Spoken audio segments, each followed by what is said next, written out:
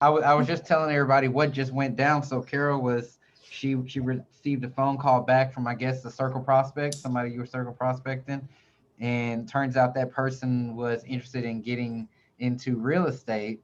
And then so Carol was like, "You decided on a brokerage yet?" And brought up EXP, and then set up a lunch with them.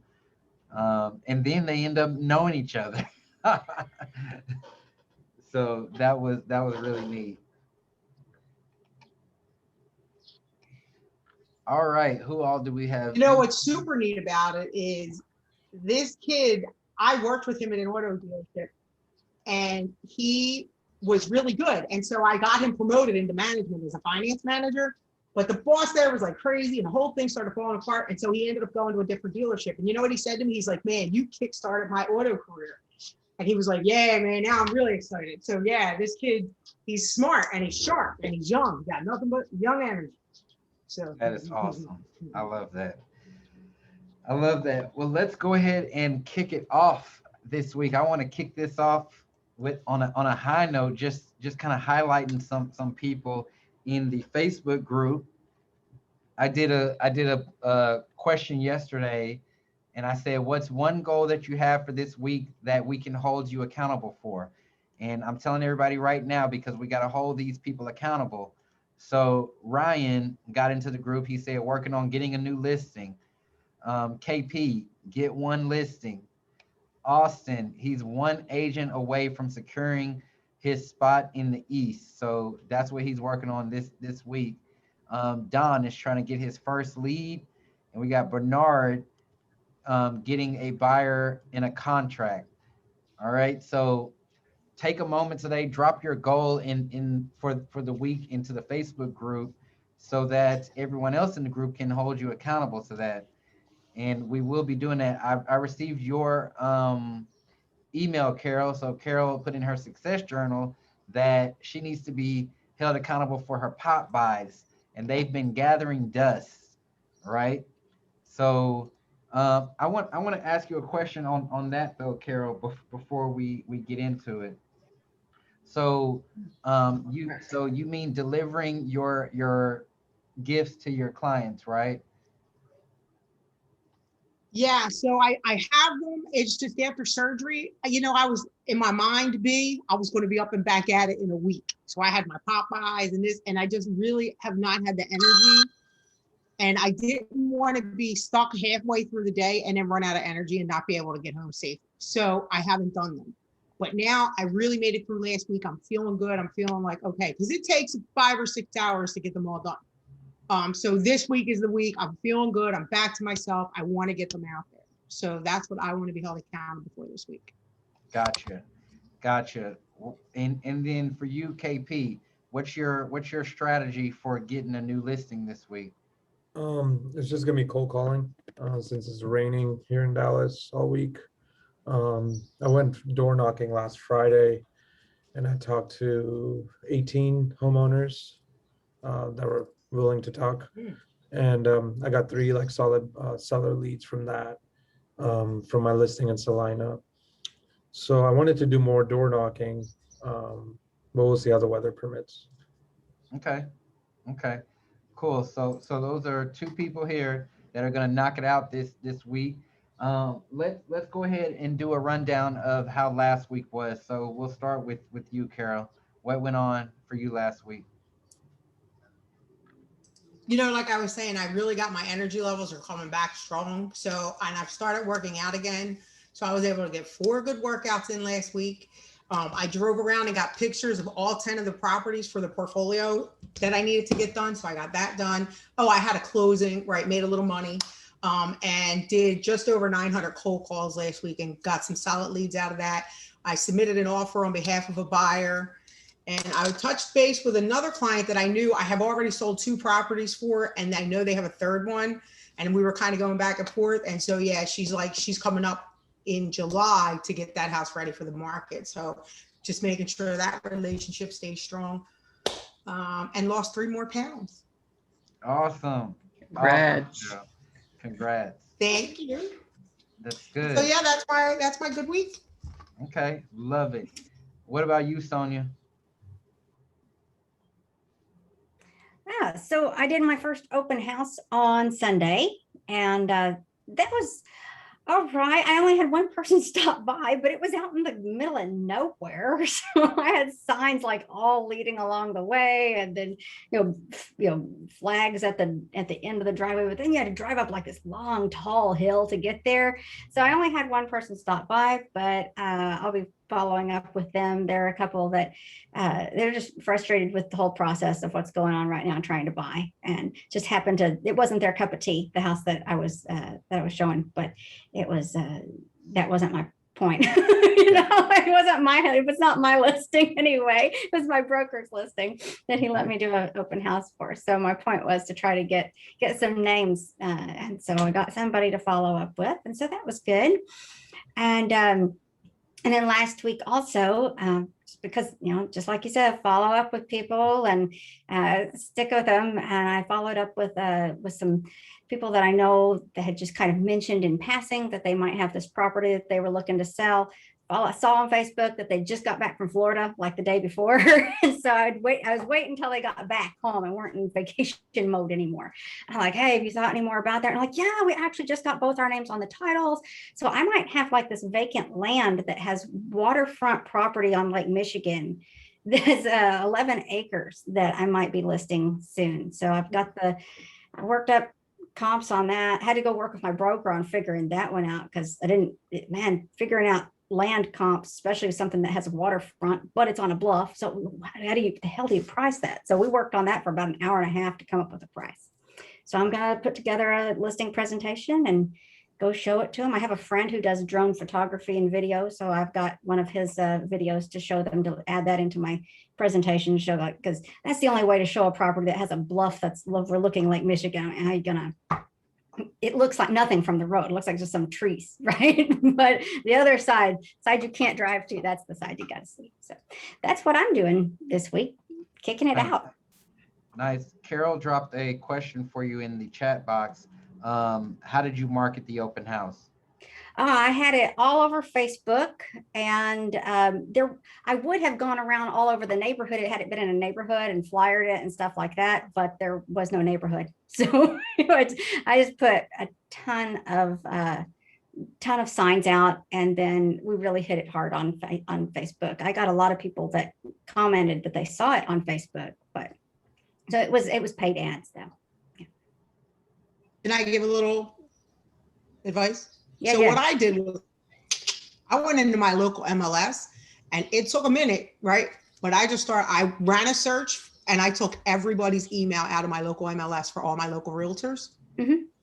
And when I have an open house, I blast it out to all of them. Oh, clever.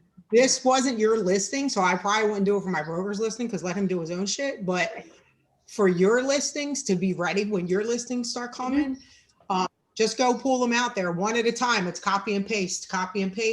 But my open houses got lines because they all got buyers, and it gets you a quick sale. Anyway, Yeah. sorry. They definitely do have buyers. I'm so surprised. I guess it's because this one's out in the middle of nowhere on a hill, and for some reason is overpriced. So they bullied my broker into overpricing it. But he keeps trying to, I don't know. He's got another probable listing for me that he wants to throw my way, but he wants to throw it my way, he said, because it's really a crappy house. And so I don't even know what to think about that, honestly, because I'm like, dude, you don't give me any leads or anything ever. And then you're like, hey, might have a really shitty house for you. And I'm like, dude, I don't want a shitty house. Yeah, well, that's how they do. That's how they do. I'm like, okay, I'm like, I want to know, is he going to get out of production soon? It's like, is his goal like to just continue to sell houses and just be the broker, or is he going to like want to run a team? I don't know what his deal is. Why he just wants to give me the crappiest houses or something. But you should ask him. I mean, and he should be transparent with you about what the goals are. Yeah. So, yep. All right, cool. KP. Yes. Last week I got a buyer signed. We went to go see houses on Saturday, put an offer in, lost it last night. It was 20K over asking price. Going today to see 5 more houses in Little Elm. I got 3 buyer referrals out of nowhere. And so I have all them like scheduled this week. It was just like a weird week last week. We're just trying different things. Um, just trying to get more listings. It's like May, June, July now. So I'm just trying to focus on the next 90 days and trying to get 50 listings in 90 days in my mind. And that's only possible if I door knock like every day or every other day. So yeah, that's where I'm at. Basically, my business. Not really trying to take buyer leads, but if they come and if they're family and friends, can't say no. That's some growth right there. I love it. All right. Who we have? Sarah. Yes. Can you hear me? Yep. Okay. Actually, I have a bit, and I have a couple of questions with it too. But the good thing is, and it's none of it's bad. But the really good thing is, I signed on a buyer last week, and today he called me and he's picked a house, and it's literally, I think we have 80% of a chance to see it. It was a crazy week because I could not believe a lot of the houses that were on the market where they would buy them for $80,000 and then slap a $200,000, keep it for a month, and then slap a $200,000 price on it and put it back on the market. Didn't do anything to it, didn't just put it back on the market so they can double their money more than and sell. So we just went through and looked at some of those. We didn't do anything with them. So then we just kept looking. And then finally we saw one that they liked very much. And we're now going to go back and look at it again and do some communicating with it. And I was skeptical at first, but it doesn't look like there's any problems with it. I was skeptical because he wanted to actually do 5% more, 0.5% more commission on both the seller and my side. And I thought that was a little odd. So I'm looking more at it with a fine-tooth comb, but it's working out. It's working out. The second thing that happened that I'm really asking your opinion on it also, I got a call from an agent early in the week. It was literally probably a day or two after I had signed on the buyer. And it was an agent, EXP agent, in the referral. So I said I was available if you have it. I got an email that said it's already gone. I said, well, thank you, next time. But then she texted me and said it came up again and would I still be available? And I said, yes. So then a few days, I said to her to send me the paperwork. I asked her how much was her fee, and she said 25%. So I said, good. I asked her to send me the paperwork, and she said, okay. I didn't hear anything else from her. And then she sent me a text the next day, and we're getting closer to Friday when this person was supposed to be driving into town. So I get a text from her the next day, and she says, I like to communicate via text. Is that okay? And I said, it's okay, but I like emails better, but we can text and email. But obviously the initial communication has to be because we are signing things and we will have to communicate. So she sent the prospective client an email and CC'd me in saying Sarah Jefferson is going to be the agent that's going to be representing you. And I sent him an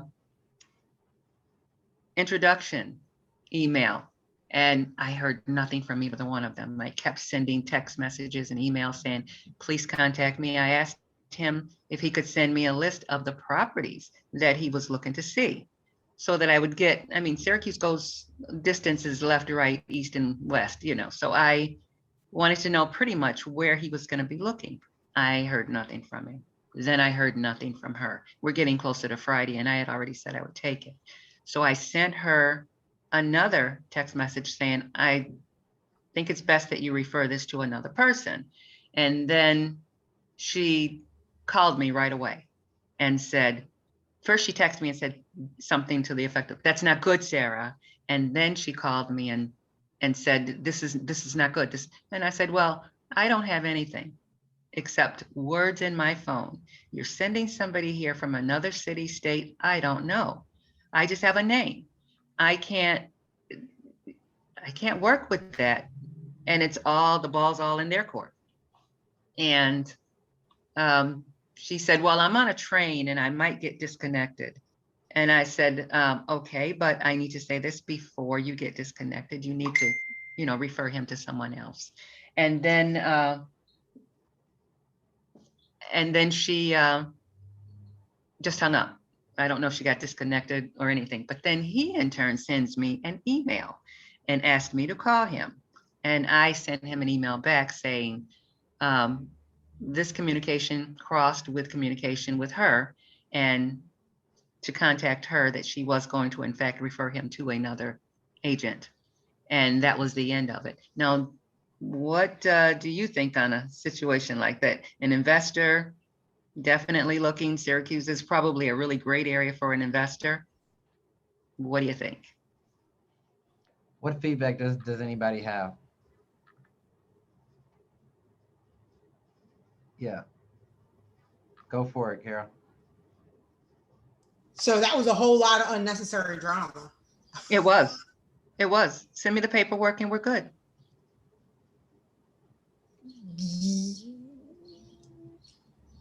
So the client called you though? No, he emailed me. I never spoke Okay. to either one of them. Not a word. It was all words in my phone. And I kept saying, please call me so we can discuss. I said to him, send me a list of the properties you want to see. Nothing until I said, you need to refer him to someone else. And there was still no actual talking. There was no anything other than texting and emailing.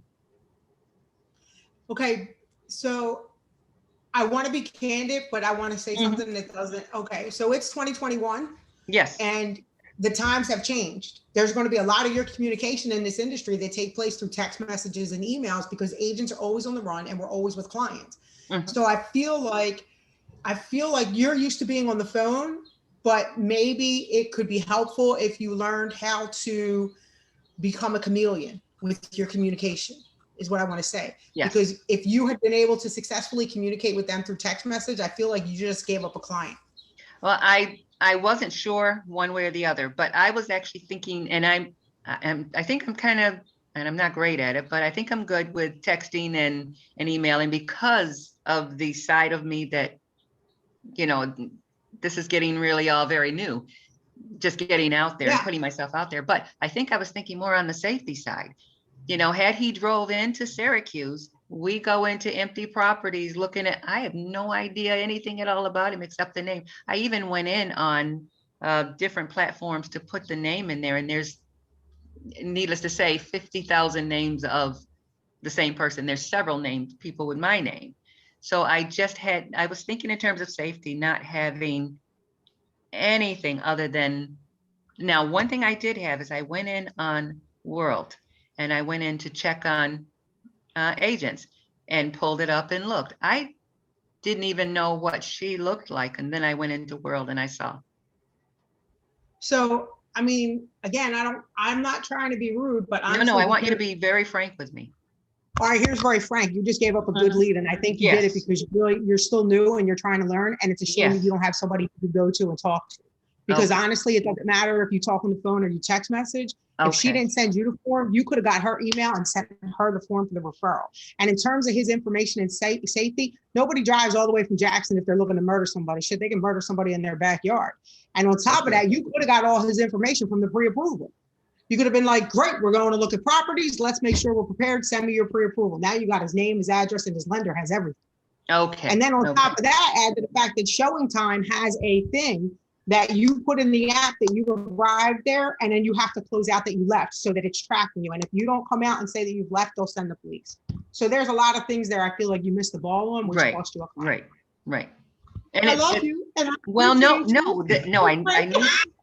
I need to hear it. So that's the good part. But I did mention it to someone in the New York brokerage, and she was saying that the exact same thing happened to someone before, exactly the way it was explained, and that person they had to fight to get that person paid.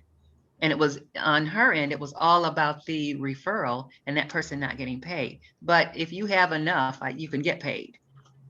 you know, Right, like, I mean, the right, thing is you could have sent the referral form to her to have To her her. sign. And then you just submit it with the Exactly. deal. And that would have let her know, like, she was trying to give you a client and you And kind of it- flipped the bird. And he was an Okay. investor, so it probably would have been great because like I said, Syracuse is an incredible investment place because buy low, sell high. Yeah, yeah, And just to kind of put in how cutthroat I am, yes, if that agent didn't send you a referral agreement and you asked and asked and asked, by the time I get face to face with that client and sign that buyer's rep, your opportunity is lost. I'm Gone. not Bye, paying no brother. That's my referral client. agreement. I'm not Yeah. paying you. I asked you. Thank you. But Shit. I mean, Have a good day. Click. yeah, right. yeah, Yeah, yeah, like I tried over and over again, but and then so the fact that the client's reaching out to you at that point, it's like, okay, your time is ticking, other right, agent. right, Like, so um something to note, there's a lot of agents with very bad behaviors, very unorganized businesses and all that yes. kind of stuff, but it's not the client's fault. And the fact, where was this other agent located at? New York City. Okay. See, Okay. Syracuse So, is about 5.5 hours from New York, about 5 hours. okay. So one of my big questions to that lead would have been, hey, have you signed anything? Do you I have couldn't talk to him. Neither one of them were responding to me at all. Well, I understand that, but I think that maybe there was, since y'all were talking through somebody, this agent told you they're gonna be here this date. She had you going around in a frenzy. One conversation with that client probably could have cleared everything up. Just one. And so that agent obviously has a very unorganized business that Right, they right. can't send a referral form. Heck, they probably didn't even know how to fill out a referral form. We never know what the reason could have been. Yes, But at the end of the day, when that client emailed you back and wanted to talk or whatever, like that's your client at that point. You send them a buyer's rep, you lock them up, and and you're good. whatever. Yeah, So yeah, you know you gotta write off these agents, like they're messing themselves up by not sending you that referral agreement. great. They did wrong, because if I send a referral agreement, that information is going to be on that referral agreement. I'm not giving you the information outside of that agreement being signed. And so that was their first mess up. So you were being nice by saying still send it to me, Because I could have signed me, him on and said, who? right, because me, I mean, you do it the right way, or once I see that you're acting like this, yeah, Yes, I'm not paying you anything. yes. So don't ever discount the clients, Okay, especially for an agent who's clearly probably all over the place, might have lost some stuff in translation the whole route, might have told you some stuff that the client didn't even say. We just never know. yeah, yeah. But It's yeah, unfortunate because it could have been good. I just had no, you know, I even called you with, yeah. and I How need a question answer now. how long ago was this that you had wrote the client back? A week, Okay. a Okay. week. All right. And it Well, was two communications with him. I sent him a message introducing myself. And then long after communicating, saying, please let me know where the properties are. Please call me. Please call Yeah. me. Please call. Nothing. Then that's when I communicated with her. And that's the only time I got a response from her. And then she ended up saying I got disconnected. I might get disconnected. yeah, all And that. she, Yeah. drama. Yeah. And then Yeah. who knows? She could have been telling that person, don't say anything till I get her this form, and whatever. And he might have got to the point where he Oh, fed up. I didn't look at You it know that way. And then made the call himself. exactly. I didn't look at it that way.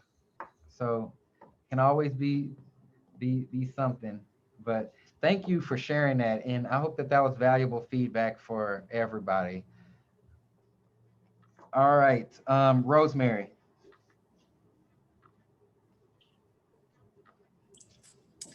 Good morning, everyone. I hope everyone's doing well. Good morning. Hi there. So what I did is, I took, I gave some thought into, some of the things we talked about last session as far as goal setting and what I can do to establish goals and do things to, move me forward to doing that. So I spent some time doing that, and I've kind of outlined, what my goals overall, both short term and long term, as far as, moving into real estate. Big things that I did last week is I did meet with a prospect. I did show my listing to the prospect. One thing I did run into is that this individual was not quite ready to make a home purchase and was seeking credit repair. So that's something I'm going to be exploring this week is, trying to find out, who locally or even within Texas can assist with that. Also, really, really exciting thing that happened is a family friend who owns a lawn care business, come to find out has owns several investment properties there in Beaumont, and he's getting a divorce and needs to sell at least one or two of these properties pretty quick. So I had a chance to meet with them the very next day and got to see a couple of the properties, which was great. They're currently tenant occupied. They're going to vacate the end of the month. As soon as they vacate, he's going to go in, make some repairs, and then we're going to get it listed. So really excited about that. What else? I've got a new lease tenant rep agreement signed. So I'll be working with a client in Round Rock, Cedar Park. Excited about that. And this week I hope to meet with an investor friend of mine. He invests in Austin and also Galveston. I hadn't seen him in a while, but just want to touch base with him and see when he is ready, let him know I'm his person. Things that I need to do this week is going to be to meet with some more providers, like, and a lot of different things. Also need to finalize an introduction gift. I haven't quite gotten to the swing of providing a monthly gift, but I need to decide on some type of little gift so that when I make my introductions, going out there, I show up with something. I don't want to show up empty-handed. I did get my business cards made. Kind of excited about that. Anyways. And that's about it. And just continuing to work on, again, moving towards my goals and that kind of stuff.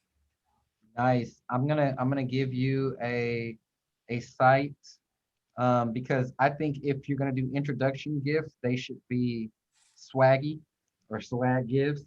I use this company discountmugs.com. They have all kinds of stuff. You can get notebooks, pens, super cheap. You don't have like big minimum order quantities. So get maybe some notebooks created with your name and phone number, website on them, and pens. Give those as your introduction gifts. Let those be what your clients take notes in throughout the process. It's something that they'll remember you by. Something else, when you have your first meeting with your clients, get them to fill out an all about you form. So that a copy of my all about you form is located inside, sorry, I gotta sneeze, is located inside the Power Unit Coaching. Go in there, download it, copy and paste and make it your own, and have them fill that out at your first appointment. Okay. So as you start to give to them, you know the things that they like, and it'll help you out. Absolutely. I did want to throw in one thing real quick, Jason, not to interrupt you, but Yep. My appointment with my new client, the investor with the properties, one thing that also kind of I had to step up to is he speaks nothing but Spanish. And I don't consider myself fully bilingual. I mean, I can get by. I understand perfectly. Speaking is a little bit of a struggle, but that was also something else on a whim. And I rolled with it and I worked with it, and he's got confidence in me, but just wanted to share that. I love it. Yep. Thank you for sharing that. And there's a bit of hidden advice with that, like, and hopefully y'all can catch where I'm going with this, because so you said that client now has confidence in you, that you can get the job done, all that kind of stuff. And there is a language barrier there, a full-on language barrier. When In other cases, we're scared to say something, do something. You know, we put all these fears on us. Well, I don't want to say this. I don't want to say the wrong thing, and I don't. Where she's sitting there trying to speak a whole nother language. Okay, that to say it's not that deep. It's not that deep. Right. Putting all that pressure on yourself about not knowing something or being new or having closed a lot or whatever. It's not that deep. Like I wish y'all could come on appointments with me because I did one Friday or Thursday where I went and showed some past clients a condo and they were asking all these questions that I didn't know. And they weren't pertaining to real estate. It was just about that condo, but I didn't know that I was showing them until literally 45 minutes before I was showing them that property. And I probably told them I didn't know something about maybe 5 or 6 times. Did it ruin the relationship? Did it stop anything? Did they not have confidence in me? No, it didn't do any of that because I let them know that I will get you the answers. Okay. That is okay. Everybody on this call right now, you can do so much if you don't hold yourself back. I'm telling you, the best way to learn things is through experience. It's through people asking you that question that you don't know. Okay. You don't know that you don't know it until somebody asks you that question. All right. But get comfortable with saying you don't know. Okay. Say it in a way that's confident enough to make them still feel like you can get the job done the same way Rosemary did it. Okay. But I really appreciate you for pointing that out. Another thing, credit repair. Definitely get you a good partner for that one. There's this guy Vernell. I like his style. I like his company and you know he definitely knows his stuff and he is in the process of building out his company and all that good stuff. I'm gonna send well Carol dropped his name. I think his last name is Watts. He's not located in Texas, but works in the credit repair industry. I think y'all would vibe well. He may be a partner that you want to look into. I dropped his Facebook link in the chat. He's in California and he works all over the United States. Okay. Awesome. All right, Cornelius.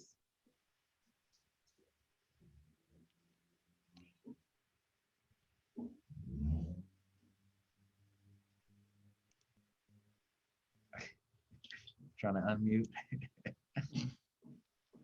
All right, sorry for that delay. I clicked on the link and couldn't get back to the video. Oh, you're good. All right. Well, I haven't been on in a while, but this past week or the last few weeks is basically kind of, in our market has been a lot of showings and still multiple offer situations. Have been able to get a few under contract. It's just been busy, I would say. I haven't had, I haven't made time to focus on listings how I would like to, but I have, still been able to be busy. And I don't know if I'm in a roadblock to where I may have to consider, adding someone to or hiring somebody like an assistant or a buyer's agent. I've been reading a few things and just checking out a few things, but I don't know if I'm in a roadblock. I don't know if I'm quite there yet or what I need to do, or if I'm just scared to hire somebody. Well, I want to dive into that. Thank you for leading me right here.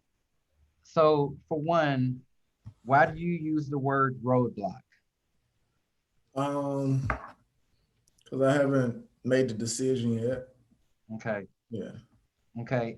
And then something else that you also said was you don't know if you're at that place at that level or whatever the case is. What would make you think that?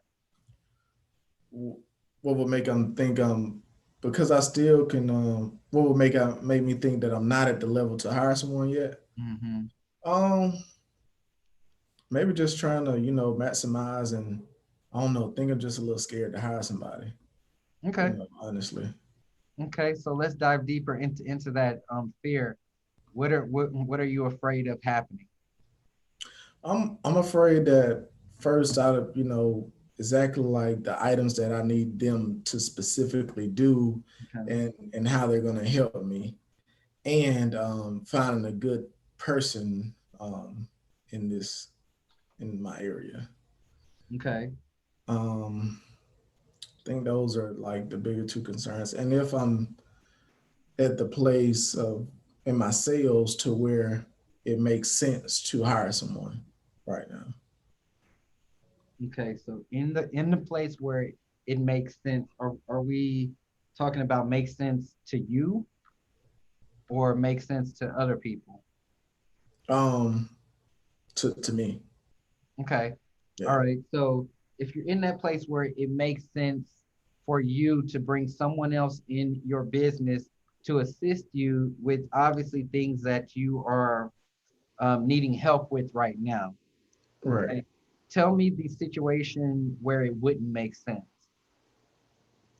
Where it wouldn't, like the flow. Basically, when it's like when I have, because I have when I have so many buyers to show, and the schedules conflict, and the way the market is, you have to kind of see the house on the first day, basically in our market. Um, it's like I don't know if an assistant will actually be able to help me with that versus a buyer's agent. But then again, I don't know if I really would like to have a buyer's agent. So I'm just kind of stuck, to be honest. Yeah, well, that's what we're gonna figure out right Yeah. now. Okay. Um, okay, so you have a business, right? And Right. obviously your business is in a place now where it's gonna get extremely difficult for you to continue to close deals at a high level because you're only one person. Right. You're only one person. Now, you're in this business to grow, correctly? Yes. You're in this business to make money. You're in this business to close more deals. And so if you're at your capacity right now, the only other way that you can do that is to bring somebody else on, correct? Right. Okay. Or just So, a little harder too, yep. possibly. So if you don't bring someone on, however, what's going to happen? Mm, Probably just get overloaded or have to start referring out more or get burnt out. Okay. And then what's going to happen with that? What's going to happen with your quality of life at that point? Or it's gonna go down. What's going to happen with your money at that point? My money, it probably is gonna decrease. Well, I don't know. It probably just stays the same, I would say. Okay. So you wouldn't be growing like you said you wanted growth a minute ago. Right. Okay. And then your business, you know, let's take this business for instance. Just because you don't do it now doesn't mean the issue goes away, right? Yeah. So Right. whether it's today or a year from now, you're still going to be faced with the same thing. Yeah. Now, if you do pull the trigger right now, however, a year from now, you're going to be faced with this situation again, but now it's going to be adding that second and that third and that fourth person, thus Right. equaling growth, correct? Yes. Thus making you more money, correct? Right. All the things that you wanted to do, right? Most definitely. So your decision is really how quickly you can get someone in there, right? Yeah. Because it wouldn't make sense for you not to. Right. Yeah. That's not a smart business decision at that point. You're holding the business back. Okay. Okay. Yeah. Now, to your other point, finding a good person, that doesn't even need to be a goal at the forefront because I'm going to tell you, you're going to go through bad people. But Right. see, now you're evolving into a different form of leadership to where now you need to learn how to be a leader. And it's going to take you maybe a couple of bad people for you to truly see how to become a leader, for you to truly see how to delegate, for you to truly see how to run that business. So that's something you don't need to be afraid of. Who knows? You may get an awesome person right off the bat, Yeah. but having low quality bad people was actually a gift for me because that made me realize, when you're dating somebody, or let's just say you want to try online dating, somebody wants to ask you, what are you looking for? What are you looking for in a person? What kind of person do you want? Well, I can never answer those questions, right? But what I can answer is what I don't want. Okay. So you want to put yourself through those experiences of what you don't want, okay, to really mold that perfect position and that perfect person. Okay. So don't let that scare you from moving this business forward. One other thing you said, having things for them to do, that's the biggest fear on hiring anybody, right? Having things for them to do. And the reason why that's a fear right now for you is because you're thinking about all the things that you do and that you're capable of doing. You know, sometimes we say, all right, I'm going to hire an assistant and I'm going to continue doing all these things, but I want them to do this, this, and this. That's not the goal. The goal is for you to be able to offload 90% of the stuff that you're doing onto someone else.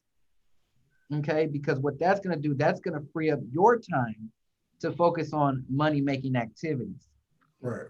Okay, so if your day is filled with stuff and you're at capacity, you have things for them to do. Okay, you have things for them to do. Your job is going to be finding new things for you to do. All right. Yeah. So think of it like that. Maybe even start with someone who's been in that role before. There's a lot of people who work as buyers, agents, and assistants right now, and they just hate who they work for. Okay. You know, that can be somebody that can transition with you easily. But I'm telling you, and I say this all the time, but it's hard for people to see it if you're not in that position. But hiring people is going to be one of the best decisions you can make in your business. Okay. You probably won't know this till 6 months, a year down the line, but it is going to make you more money. Your time is going to be free. Your quality of life is going to be a lot better. You're going to make more money. The total opposite of all those things that would happen with you not doing it. Okay. You're a business person. It's time for you to really grow this as a business. You're not just an agent anymore. You Right. got to grow this as a business now. And I do have a question. Do you have like any videos or something I can reference to in regards to like um just activities of the assistant and Absolutely, absolutely. Go into the Power Unit File Vault. You're gonna see a whole module in there that says team building. okay. There's job descriptions, there's activities, there's training videos in the video vault, all in there. Okay. Thank you. Okay. Awesome. And hopefully that was helpful to everyone. I want to talk a few minutes, just right quick. I want to talk a few minutes about time and not time blocking, but how to get more done. All right, because we're all in that place where we could feel like we have a million and one things to do. I'm literally that guy, always feeling like I have something to do. There's something to be done. But doing activities isn't necessarily getting more done. All right. And that's a distinction that I want you to make. Doing more activities does not necessarily mean getting more done. Just because you're busy does not mean you're getting stuff done. Something I want you to write down. I work to enjoy my life. I work to enjoy my life. Your goal as a business owner is to create freedom. Okay. You got in this business to run a business. You got into it for the flexibility, the money, but freedom. If you're a business owner and you have no freedom, you're going to be out of this business quicker than you could even imagine. If you don't have any freedom, if you don't have time, okay, you're going to be pushed out of this business. You're going to get very unhappy. You're going to be depressed. You're going to resent the people around you, the leaders, your coaching group, your broker, everybody. Okay, it's going to trickle into your family life. You as the business owner, you need to be enjoying this. You need to be enjoying this process, and you need to be enjoying your life. All right. Most times when people are so busy that they can't enjoy anything, you're leading your business from a scarcity mindset. And I've talked about this scarcity mindset before, but I'm going to bring it up again. You're leading your business and everyone around you from a place of scarcity. You're afraid all the time. You're afraid you're going to miss something. Okay. You can't be comfortable enough even missing a phone call Mhm. or not writing back to a text message in 30 seconds. You can't be comfortable enough leaving your office for a week. All right. You have so much fear that you're gonna miss something that it makes your business uncomfortable and it makes the people around you uncomfortable. You have a fear that you're gonna run out of money or you can't see where the money's coming from. All right. What that ends up making you is paralyzed. You literally start just doing things because your mind tells you to do something, but you're not making any progress. You're not enjoying the process. You're not enjoying your life. You're not enjoying your business. Ask yourself, why are you truly working? Why are you truly working? There's a million and one other industries that you can be in and make money, right? Million and one other industries that you could be in that will probably be a lot easier, a lot less stressful. Okay, so in your business, you need to be enjoying this, enjoying these opportunities to meet people, enjoying these opportunities to build something. I tell people all the time, right? My biggest thrill comes with building something. Comes with building something. Like I enjoy that stuff. I really do enjoy it. Some people, you enjoy talking to people. You enjoy going on appointments. I enjoy going on appointments too because I would enjoy dressing up, right? So going on an appointment gave me an excuse to dress up. When I have a closing, it gave me an excuse to dress up. I enjoyed it. You know, what do you enjoy in this business? That is the stuff that you want to do more of.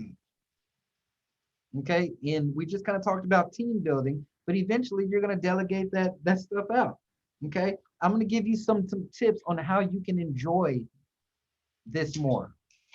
Okay. Thus, it will allow you to get more done.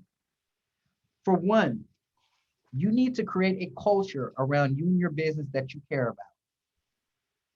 All right. Understand, as a real estate agent, you work for you. You work for you.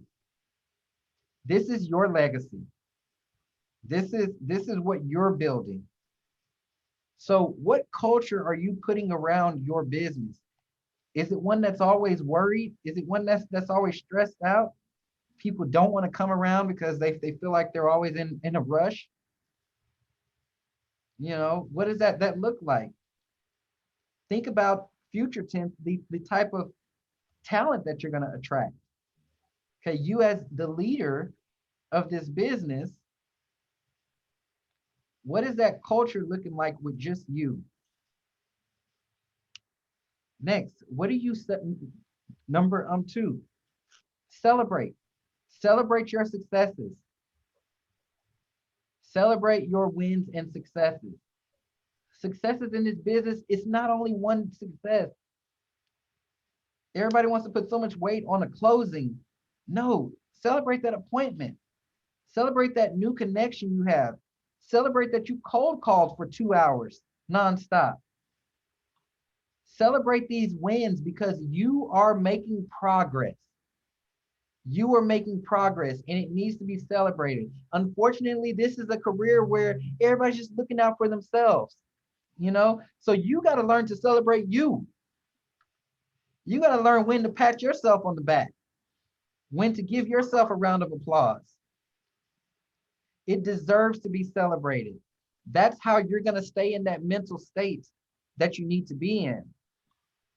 Stop always putting yourself down.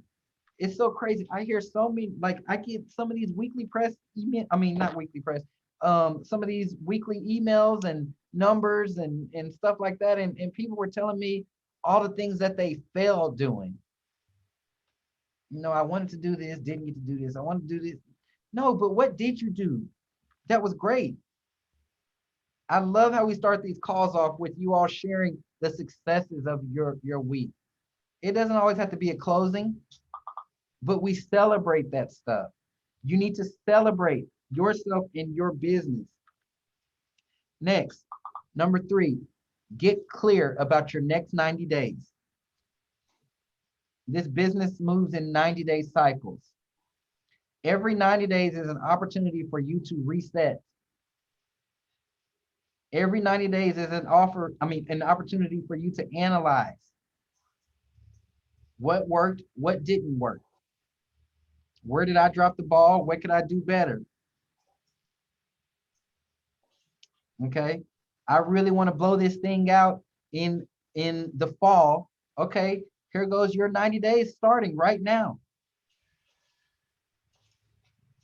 When you take time and look at your business, when you look at it, when you celebrate these things, when you see what's working, then you can think more clearly about your next 90 days.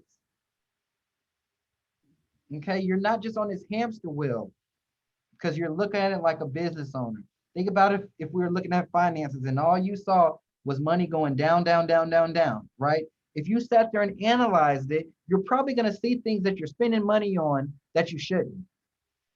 You're probably going to cut out some stuff. You're probably going to do some things different. You need to do that for your business. Every 90 days is a restart. Your 90 days can start today. And if you mess up, start it again tomorrow. And if you mess up again, start it again the next day. Be consistent with this. Number 4, okay? Find out what you get paid to do. Find out what you get paid to do. Some of you are doing other people's jobs. Some of you are doing other people's jobs. Some of you are working for free. Find out what you get paid to do. Where do you make your money in this business? Where do you make your money? What activities bring in money into your business? There you go. Hitting those phones, prospecting. I've never had a client fire me because of the colors of my logo. I've never had a client fire me because I didn't have a logo. Nobody hired me because of my headshot. I'm not a supermodel. Okay. Some of my highest quality leads in business did not come from Facebook, did not come from Instagram. My biggest supporters and advocates and referrers in this business refer me business because I take care of them. I'm not taking care of Facebook. I'm not putting more money in Mark's pockets. I'm not spending my time trying to figure out how to become an ad expert. That is not what I make money from. I make money from people.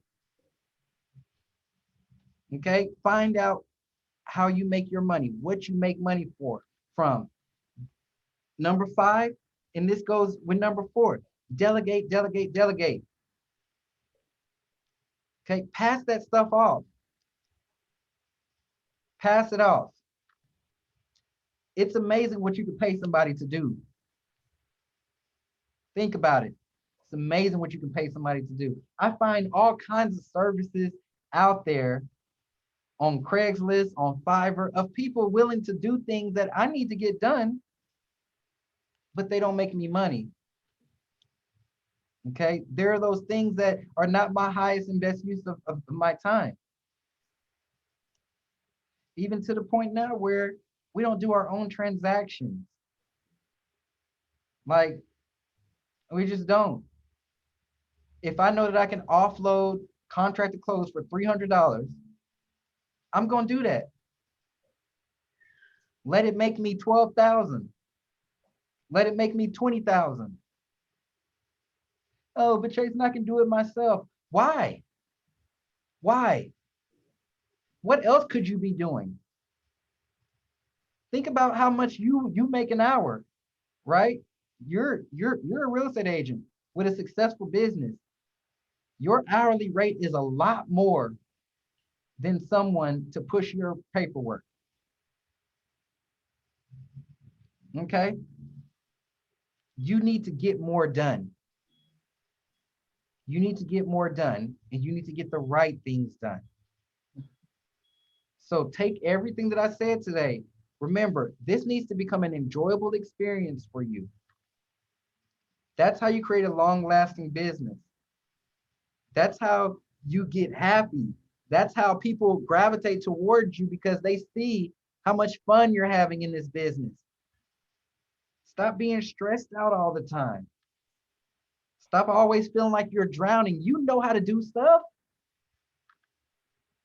You know how to do stuff. Some of you are outweighing the stuff that you don't know versus what you do know. You know enough to get you by. The same way Rosemary did with that language earlier. She said, I know enough to get by. Same thing for this real estate business, all right? So take that, let it make a difference this week. Really let it make a difference. All right, open floor. Anybody have any feedback, anything they want to share, questions? Purchase offers in KV Core. No, it's not KV Core, it's SkySlope. Mhm. Where in documents is it? Or is it actually in there? What are you referring to? Purchase offers. Or do I just use a regular New York State purchase offer with a rider? Yeah. So you'll use the regular one, but also if you go into SkySlope, let Mm-hmm. me tell you, I can take you to the exact place. Give me 1 second.